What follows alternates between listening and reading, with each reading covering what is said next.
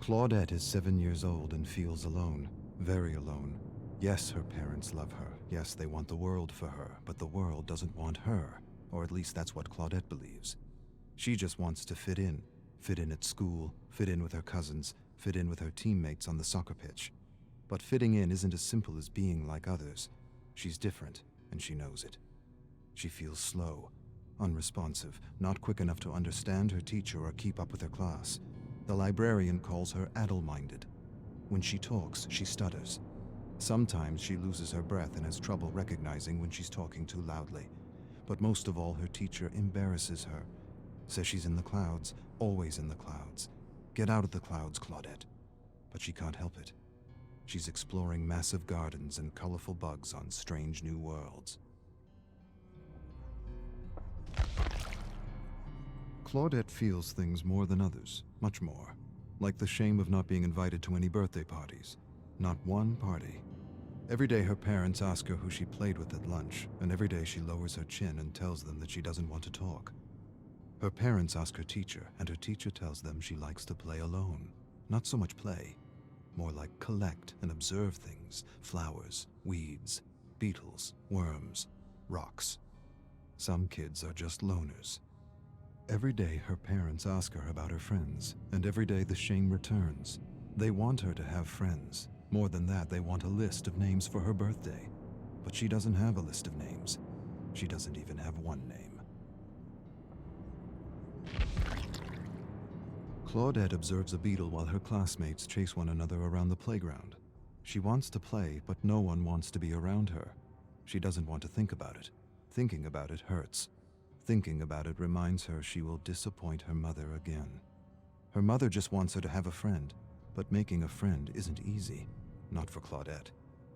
And she wishes more than anything that it was as easy for her as it was for others.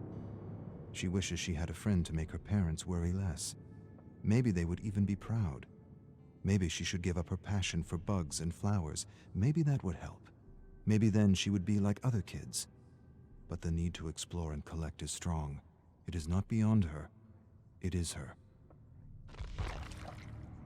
Claudette loves to collect things, and she knows this is why many call her weird. Her father tells her she's perfect the way she is. He tells her a man named Darwin used to collect bugs and plants too. He had a big imagination like her. He often mused on ideas and theories, and boy did he come up with a whopper of a theory. He explains the theory, and she understands. Her father has a way of taking complicated ideas and making them easy to understand. Darwin. Claudette likes the name. She smiles, stares at her favorite blue and green beetle, and names him Darwin. Claudette's mom is crying. She's upset because Claudette is having trouble in school. Her grades are lower than they've ever been. She doesn't understand what she's doing wrong as a parent. Her dad says she's doing nothing wrong. He says Claudette's wired differently, and that's okay. Her mom doesn't want her to collect plants and bugs anymore. Her dad says that's the best part of her, and he doesn't need a child who fits some bell curve. More than this, he defends her. He tells her mother that the greatest treasures gifted to the world were from those who didn't conform, who weren't normal, who didn't fit some outdated bell curve. Tolstoy, Tesla, Einstein, Shakespeare. Her mother doesn't care. A sudden cry escapes her lips. I don't want her to repeat the year. Claudette hides under the covers pretending to be asleep, pretending she can't hear the yelling. Her mother wants her to get special help, but her father doesn't want to alienate her. He's right. Claudette doesn't want the other kids to know she needs special help. They'll laugh at her. She'll figure things out. She promises she will. Her new substitute teacher, Mrs. Cahill, is helping her. A lot more than the other teacher who always said she was in the clouds. Her father says stress is the worst thing for a child's developing brain. Leave her be. Let her grow at her own pace. Stress shrinks the brain, destroys confidence, kills creativity. He doesn't want her studying at lunchtime. Lunchtime is for real growth, authentic growth. Growth unhindered by the pressure of tests and the fear of making mistakes. Claudette's mother is happy because her grades are improving. A single teacher can make a difference, can make all the difference, especially this teacher. Mrs. Cahill. Other kids call her strange and weird, but Mrs. Cahill isn't weird. She just gets it. She understands because she had a tough time learning when she was a student. This is why she makes an extra effort to help Claudette, to help her understand what she is explaining in class without alienating her.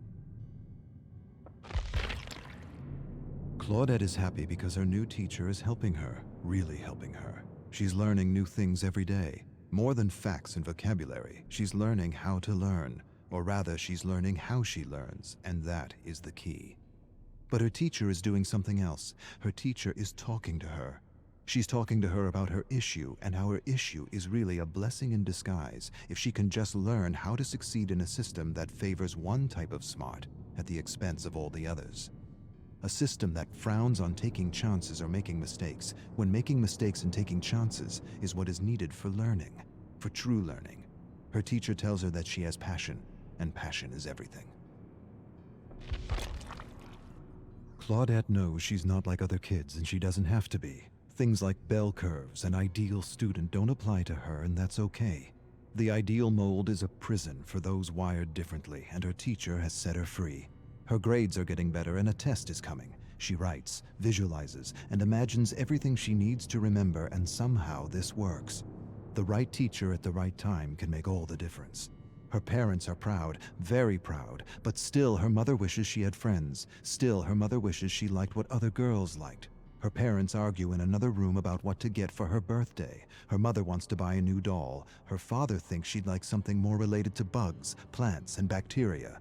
The suggestion upsets her mother. Her father defends her. See her for who she is and not who you want her to be. Her mother goes silent. She suddenly releases a cry and says she doesn't want her to be bullied like she was bullied throughout school. Claudette's eyes go wide. For the first time in her life, she realizes her mother's wired differently too. Claudette will be 8 years old tomorrow. She should be eager. She should be excited. She should be counting the hours, minutes, seconds. Instead, she is none of these. She dreads the moment she will have to open her gift. Every year it's the same. Dolls, crafts, jewelry. Nothing that means anything to her. Maybe this year she'll smile and pretend she didn't want a magnifying glass, or a collection of stones, or a set of books on botany. Maybe, to make things easier, she'll pretend. Maybe that'll make her mother less scared for her. Seeing her happy about her grades felt good. Real good.